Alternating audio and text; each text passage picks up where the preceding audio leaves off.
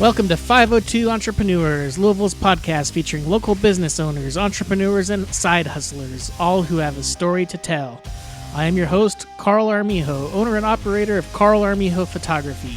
Our guest today is Tom Robbins, real estate broker in Louisville and Southern Indiana. It's time to keep it weird with Tom. Tom, how you doing? I'm good. How are you, Carl? Hey, pretty good. Had a pretty good weekday so far. Awesome. So I can't complain too much. What about you? Same thing. Same? No complaints. Good.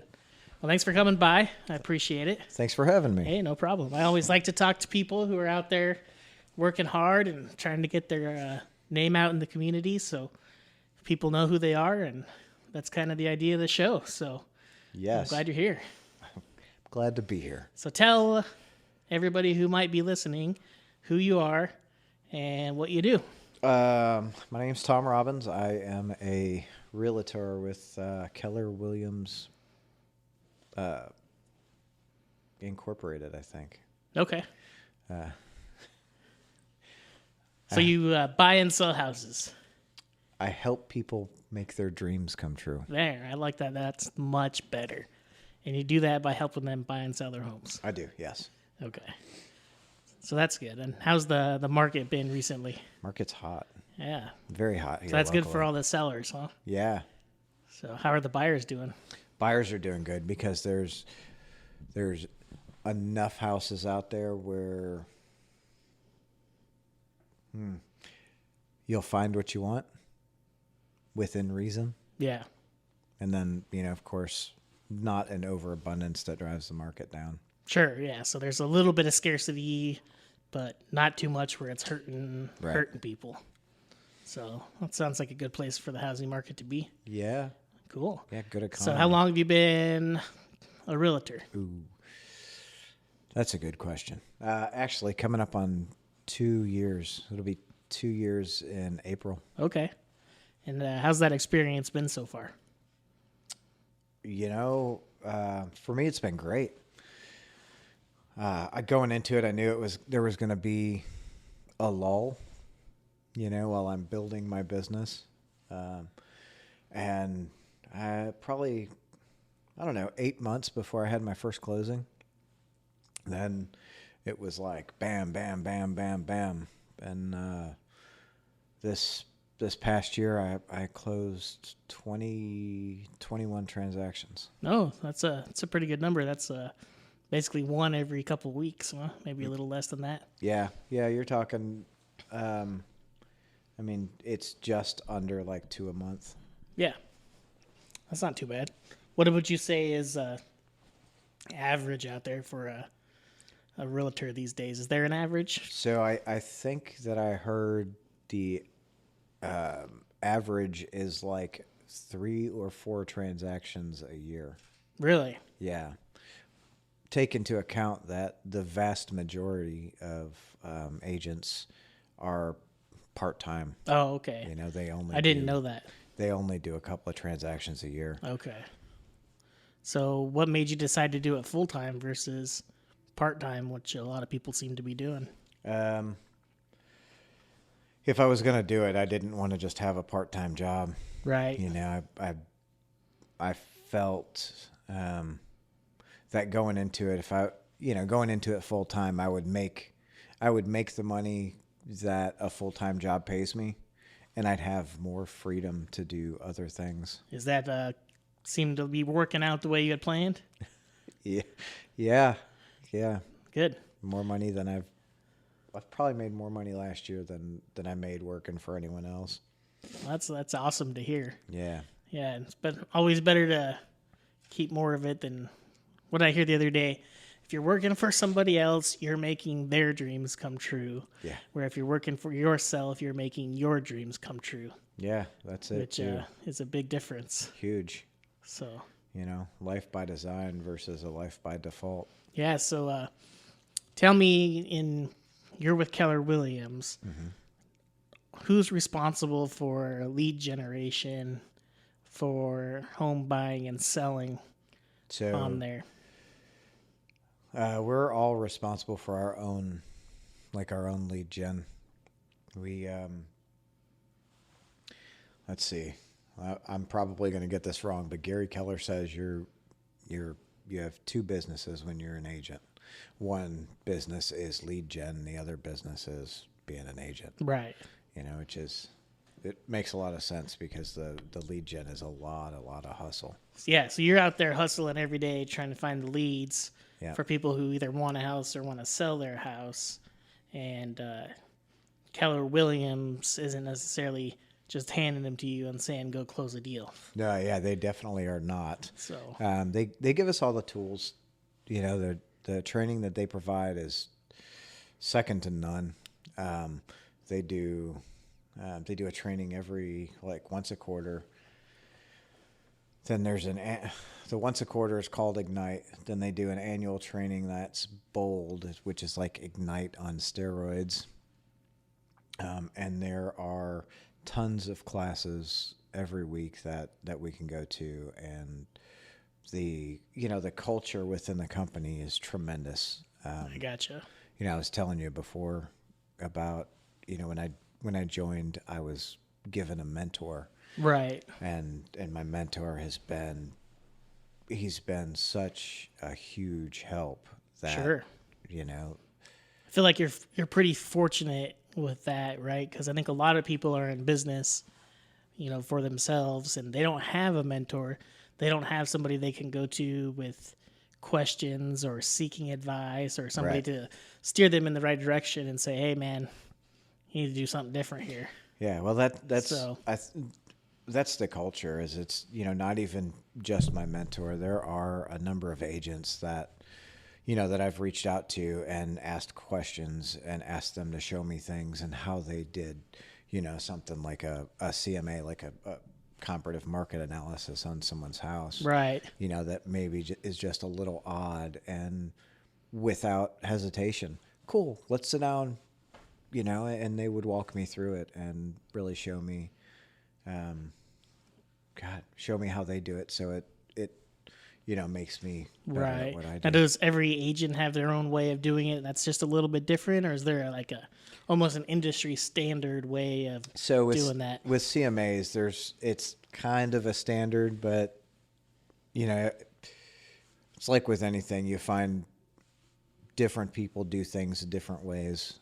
Like one guy, I'm telling you what, he can do a CMA on a house in what feels to me like 20 seconds. Right. He's like, this is what I would price it, and here's why. Oh my God.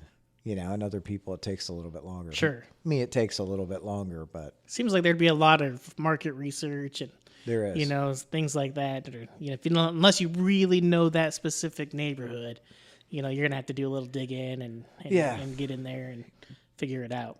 Yeah, it doesn't. For me, if I was to comp your house, it would probably take me 10 minutes, 15 that's minutes. not too bad. Not a lot of time goes into that. Just making sure that numbers are right. As far as like square footage and Right. finished space and all that good stuff. Yeah. So, how often are you finding sellers who are disappointed with the number that you're telling them? You're like, hey, I know you want to sell your house for X amount, but really we're going to get X amount, which is a little bit lower. I think it's always a gamble,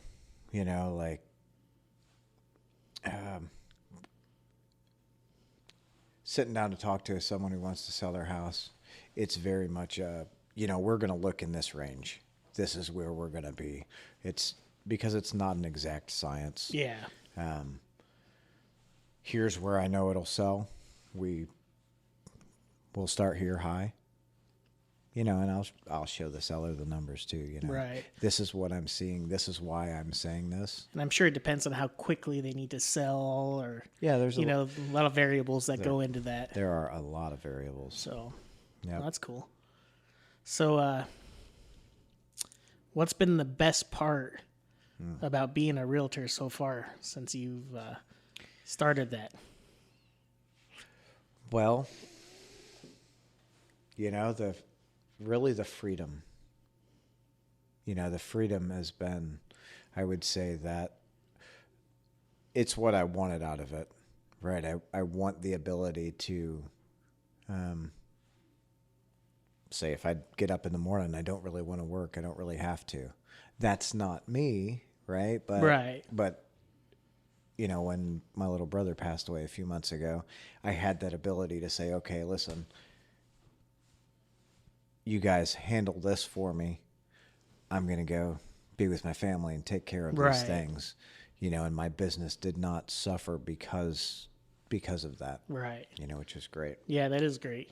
And other than that, I think one of the more fulfilling parts of it is seeing someone or assisting someone who frankly never thought that they would ever be in a position to buy a house, and to see them make that first, that first purchase. Right. The look on their face and their gratitude, and really my gratitude, because there's no better feeling in the world than someone who never thought it would happen, and it happened. Yeah.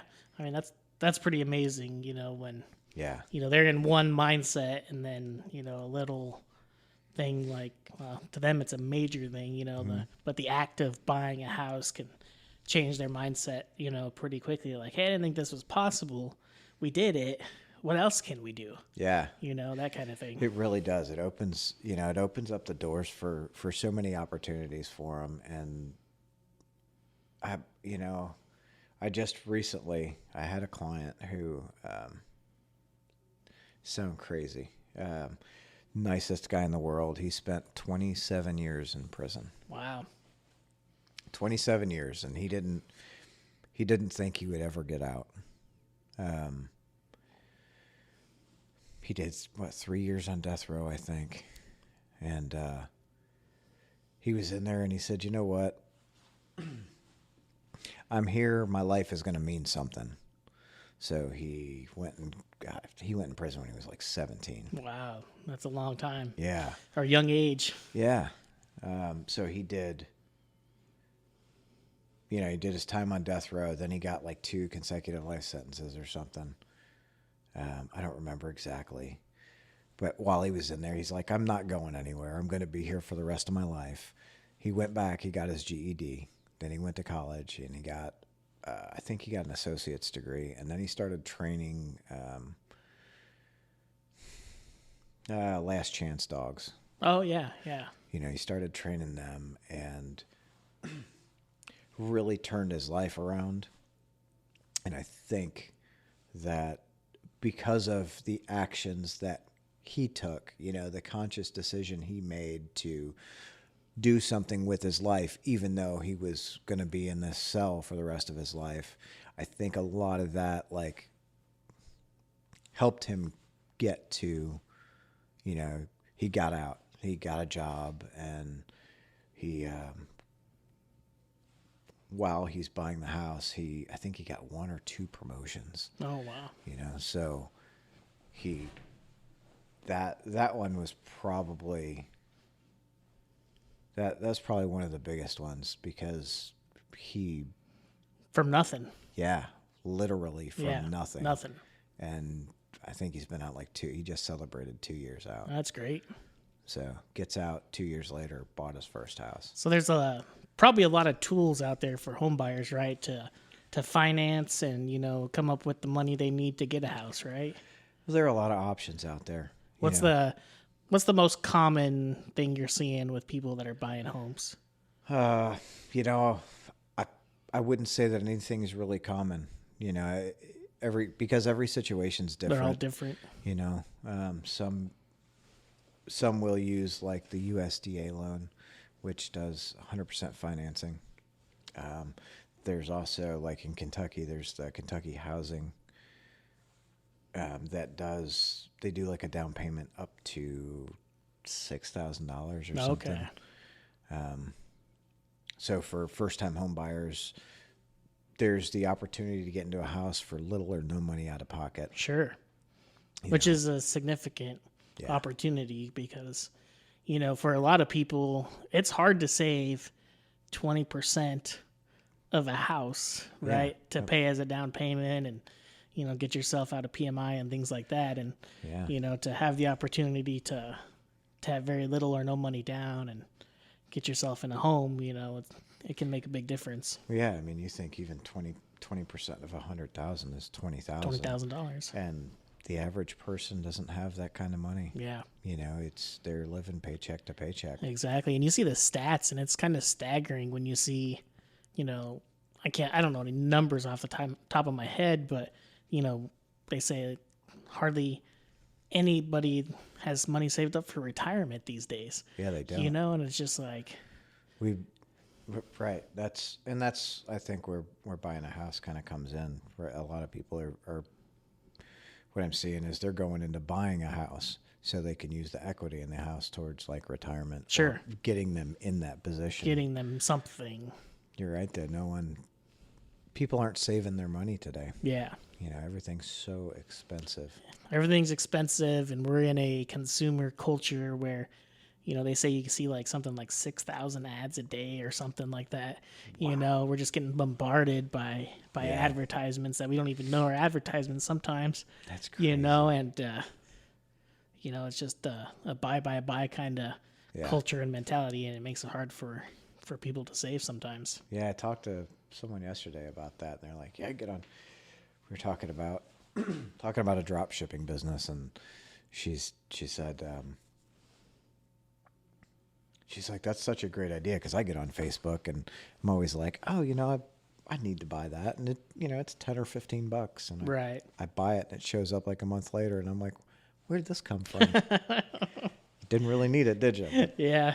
But you bought it, so Well, that's pretty interesting. So, I've asked, the previous guests this question, so might as well throw it at you as well. But Right. Currently, how many revenue streams do you have coming in, and do you plan on adding some in the future? Yeah, I have 3 streams right now. Okay. My goal is by the end of the year to have 5. 5. And then I'm hoping by the end of the following year, it'll be 7 or 8. Do you have any plans for what the new ones are going to be? Maybe. Maybe? You don't want to tell anybody? No, because everything's up in the air right now. Yeah. Could change at the drop of a hat. So. Sure, yeah. Everything's kind of, an idea until it's reality. And that's it. So I encourage you to make them reality. Do what you can. I'm definitely making that happen. So cool. How about you? I've currently got 2 revenue streams.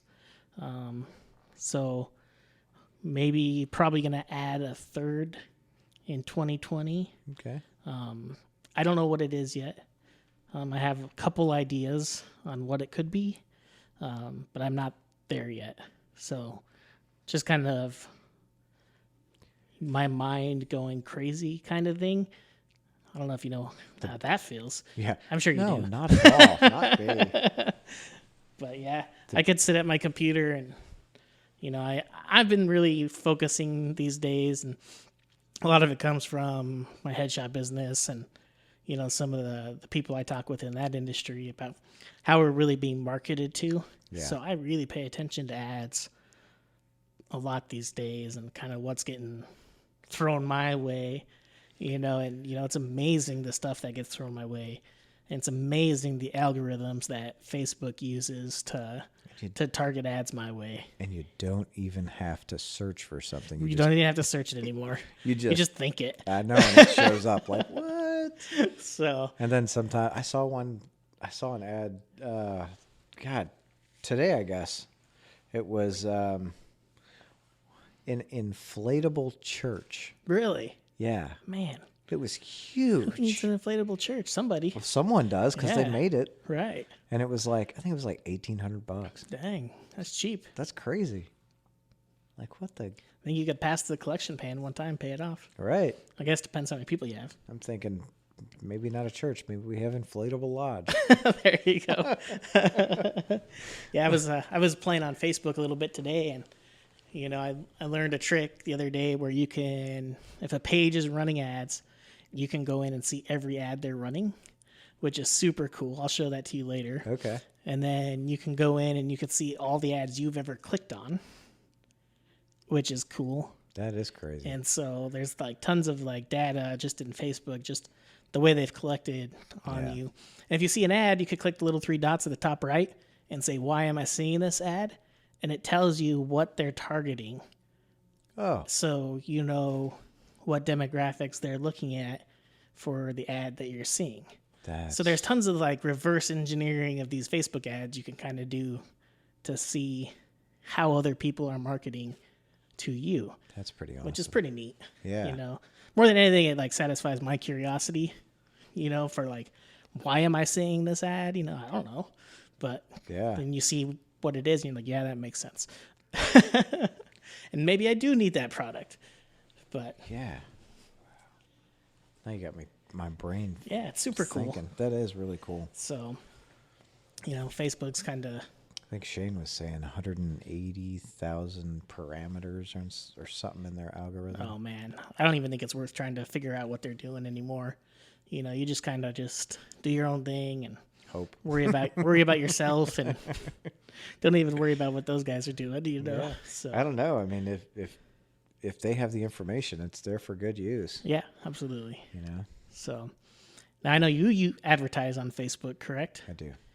Do you have a method or a methodology that you're using there? I had a method and it's changing. Okay. What were you doing? It was a pretty general. I would just do a mile range. Okay. Like from the office. Say, okay, or from the whatever house I was advertising. Right. A mile range from that house to see what I would pull in. And they tended to do pretty good. But Facebook changed something with advertising. And I haven't looked into it a whole lot. I just looked into it a little bit, but I put up like 3 ads last week and all 3 of them got rejected. Oh yeah. I was like, what the heck's going on? There's something in the terms of service there that you're not getting. Yeah. Well, they changed because it has to do with housing. I've got to click. It's in a special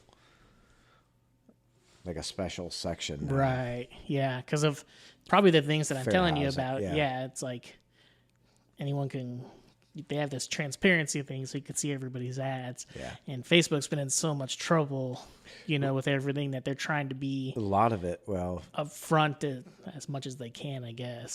they got sued they were letting realtors like specifically target certain demographics. Oh, okay. And, you know, ethically as a realtor, it's unethical. Right. Because you don't want to be, well, I'm only going to focus on this, you know, $1 million plus house with, you know, middle-aged white man or what have you. You know, so obviously that had something pretty major to do. They were with, I think, the SEC or something. Oh, really? So Yeah. pretty major deal. Yeah, they got hit pretty hard with it. Okay.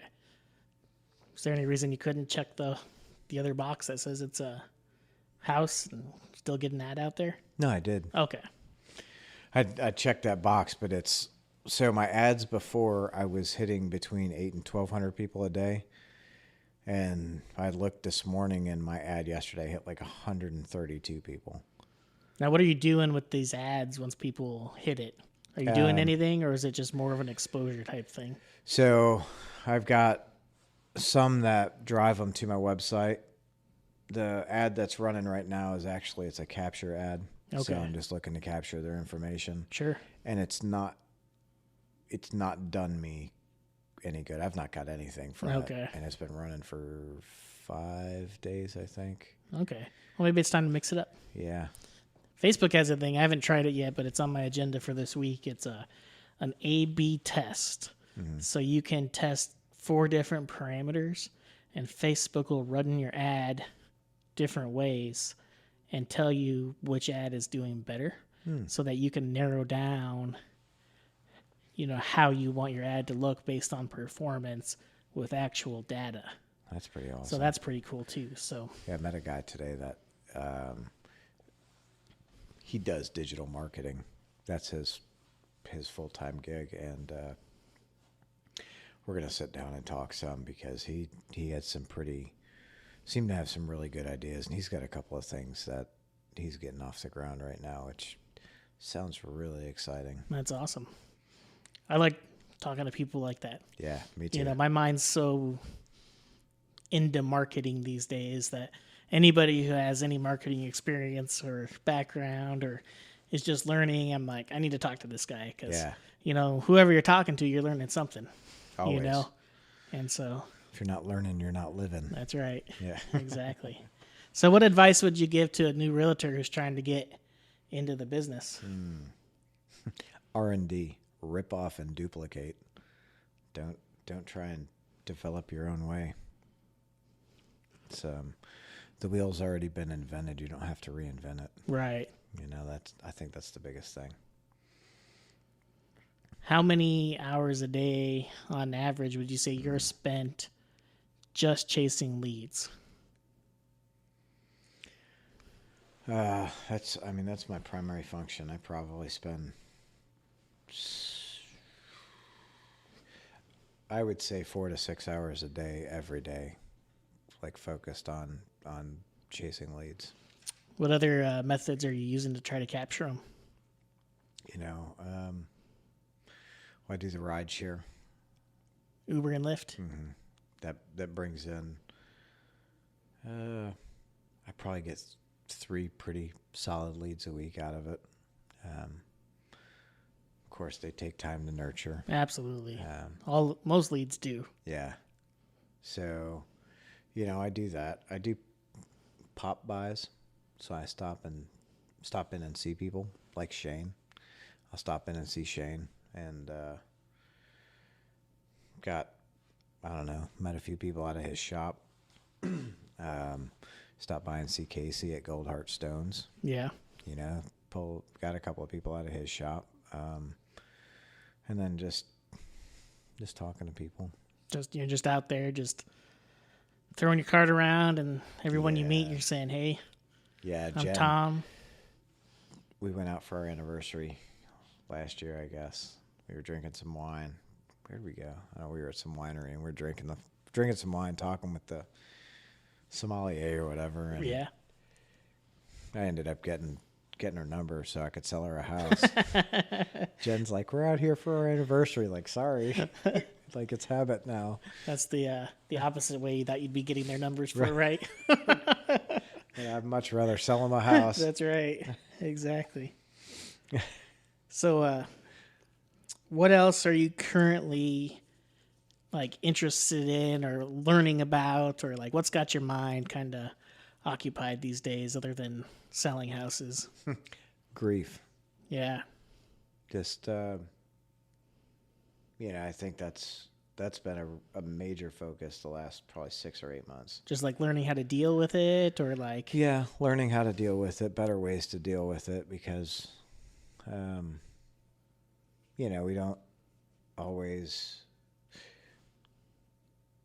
don't always know the best way to deal with it. Yeah, I'm terrible at it. Yeah, me too. I'm terrible at it when it's a major loss. Sure. It's like my little brother was pretty major. That's about as major as it gets, man. I don't think you could say pretty major. No, you're right, because he was, for 40 years he was like my best friend. Right. I mean, the only thing worse is probably kids, Yeah. But God, I hope that close never family, happens. Wife, kids. I mean, that's as major as it gets. Yeah. It's... Yeah. Yeah, it doesn't get any more major than that. Yeah. We've got a pretty good support system. So you've been learning about grief and how to deal with it. Yeah. Are you doing that by reading books or listening to podcasts or seeing a therapist, or what are you? Reading books and therapy. Okay. Lots and lots of therapy. Yeah. Hey, there's nothing wrong with seeing a therapist. I see a therapist. Yeah. And sometimes you just gotta talk to people. Yeah. It's being comfortable in the fact, knowing that you don't know everything. Right. And sometimes it helps you to talk to someone who has more experience with Absolutely. it. Yeah, my therapist she's been a wonder. And they give you tons of ways to, kind of cope with the way you're feeling that you may never have thought of before. Or they're going to see a way that you're coping with it that you didn't know was a coping mechanism to start with, Yeah. And so, seeing people like that's a good deal, I think. I do too. Really, there's a big stigma about mental health, and I don't feel like there should be, right? Because it's, especially in current times, we probably see more mental health issues than we ever have in history. And, my assumption is a multitude of reasons. Sure. But people are afraid to go to, to admit they go to counseling or whatever it is. Exactly. That's why I like organizations like here in Louisville, Pete Fest or Pete Foundation. The Pete Foundation's out there trying to erase that stigma. Yeah, destigmatize it in the younger generation of people who are, more willing to learn and, don't have preconceived notions already about something like that. And I think the work they're doing is amazing. Yeah, me too. They're super good people. Yeah, definitely. Cool, man. I know you didn't told me not to ask, but I'm asking anyway. Where's your favorite spot in town? It could be any spot. Doesn't have to be a restaurant. Any spot. Bar, restaurant, hang out. I'd say what we frequent the most is probably Dragon King's Daughter. Okay. That's, I guess it was for Jen and I, it was our first real date. Was it? I think so, was Dragon King's Daughter. Plus, and so we go there a lot. Of course, the food's tremendous. And the kids, it was the first time they tried sushi at DKD, so. Do they like it? They do. That's good. Yeah, now Bailey's always like, can we have sushi? Like, honey, it's breakfast. Like, I know, but I want sushi. Like, okay. Sushi's delicious. I don't blame her. I know. It is. It absolutely is. That's funny. What about you? What's your favorite spot? Well, my favorite spot just closed, so I'm a little bummed about that. But I used to love going to the Butchertown Pizza Kitchen, and they've recently shut down. Yeah. So how long ago did they shut down? It's probably been 5 or 6 months now. Okay. So it's probably about time I find a new place to go. Yeah. I'm a sucker for pizza. So have you been to the Post? Been to the Post. Yeah. I don't hate the Post. Post is pretty good. Yeah. That kind of stuff, and just pizza. I think for a more fancy experience, I like to go to Jack Fry's. Okay. In town for like a more fancy deal. Yeah, that place has been open forever. Yep. So we tend to go to Les Moo. Yeah. We of course we've got friends that work there, and the food's good and the service is great. It's nice when food's good, service is good, and you can say hi to somebody you know. Yeah. So that's cool. Yeah. Plus, the Foo Fighters ate there when they were in town. Oh, did they? Yeah. Man, so it must be. I was a little jealous. Did you sit in the same chair? I tried to. They were like, you can't go back there. I was like, let me go. Man, we're hitting most of these questions already. Good. Yeah. So what's the best advice anybody's given you about either life or business? The best advice, I guess, was my dad. He said, if you want it, work for it. Which, makes sense. Makes total sense. He was a smart man. Yeah, nothing in life is free. And someone else had there's another saying, I don't remember who said it. It's like, success is simple, not easy. Yeah, I like that. That's kind of deep. Yeah. You gotta dissect that kind of bit by bit. Yeah. Success is simple, but not easy. Yeah, that's great. I wonder who said that. I'm gonna have to look it up later. Yeah, I want to say Gary Killer, maybe. Okay. Throwing a little plug out there to the big man. Yeah. I'm gonna tell you what, man. I've probably read like 3 or 4 of his books, and it's there's a reason that Keller Williams is the largest real estate company in the world. Right. Yeah. Stuff like that definitely works its way top down. Yeah. It's tremendous. What's the best book you've read recently? Ooh, I'll tell you, probably my favorite book right now. I've read it 3 times, I think, over like 2 months. Is Never Split the Difference. Oh yeah, Chris Voss. Yeah. Yep.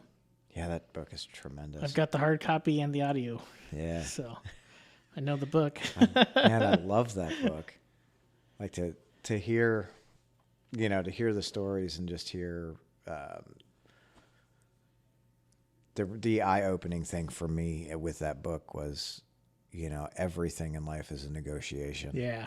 I was like, yeah, you know what? And you don't realize it until you hear that. And you start thinking about it, and then you're sitting there talking to somebody, and you're like, we're negotiating right now. Yeah. And you don't even know you're doing it. Yeah, it's pretty awesome. Yeah, that's crazy. All right. So one final question for you, Tom, before we wrap this thing up here. Okay. And that's, how do you keep it weird? Oh, I always have a metal shirt on. You do. A metal do. shirt. Yeah. Who's your favorite metal band of all time? Ooh. Or your favorite metal shirt? Oh. And how many do you have? How many metal shirts do I have? Yeah.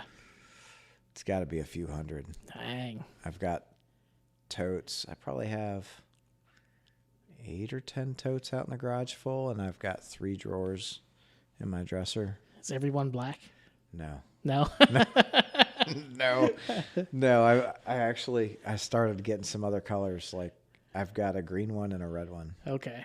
I could see red being a super metal color, but green doesn't sound like it fits the bill. No, it doesn't. Both of them are like Christmas shirts. Okay. So like the green one, the band logo is red, and the red one, the band logo is green. Gotcha. Favorite metal band, I would say probably Slayer. Slayer? Yeah. They just came through town, didn't they, not too long ago? Yeah, they November 11th, and it was they played their final show on November 30th. They're done. They're done. Hanging it up for now until they come back. Yeah. Yeah. Hopefully they don't come back.